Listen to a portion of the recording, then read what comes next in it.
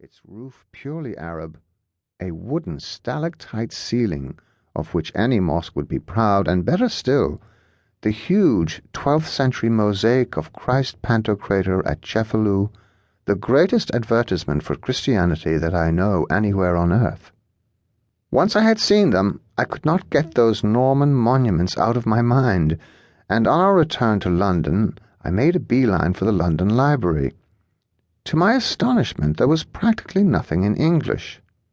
I did find, however, 2 volumes entitled Histoire de la domination normande en Italie et en Sicily, published in Paris in 1907 by M. Ferdinand Chalandon, who described himself as an archiviste paleographe. M. Chalandon had done his work with exemplary thoroughness. He had studied every source, trawled through countless monastic libraries, produced footnotes, bibliographies, even, rare indeed in French books of that date, an index. The only thing he had signally failed to do was to see the point of anything he had written. Fact succeeded fact for about 600 pages. Never once was there a suggestion that he found anything beautiful, surprising, or especially noteworthy. The result was 2 volumes of quite stultifying boredom. On the other hand, he had done virtually all the spade work. All I had to do was to make it interesting and readable. Still, it was a challenge, and, as I saw at once, a full-time job.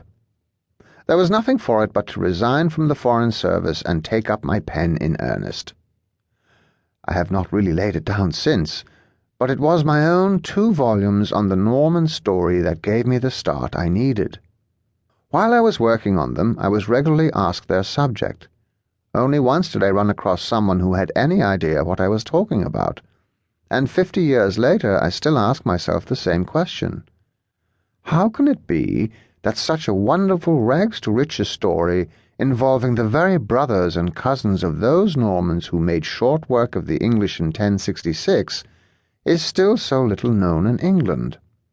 Nowadays, with so many people going to Sicily for their holidays, the situation is probably a good deal better than it was, but the vast majority of tourists are far more interested in taking photographs than in listening to their guide, so I wouldn't be too sure. I was still working on the first volume, The Normans in the South. It was to be published in 1967, when I was asked to make a documentary on the subject for BBC television. Today it seems scarcely believable that it was in black and white, but so it was, and though not very good, perhaps not too bad for a first effort.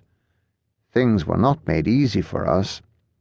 The elderly priest in charge of the Palatine Chapel, Monsignor Potino, was determined to frustrate us at every turn.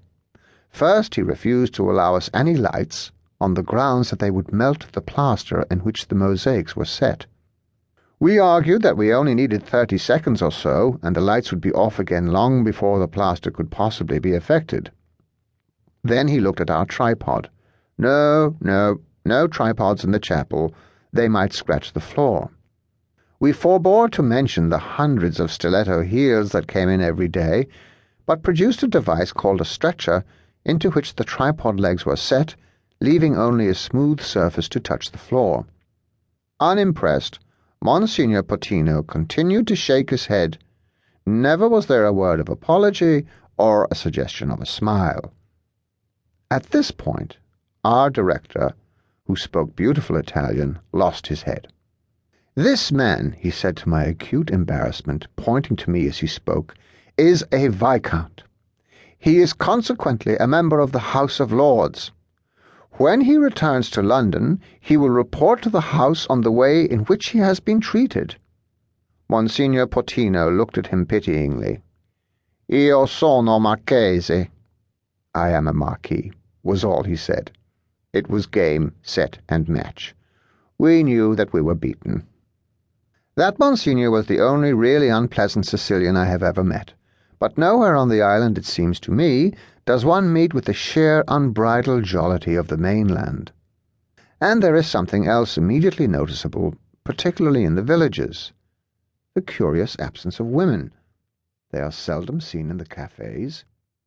These are entirely dominated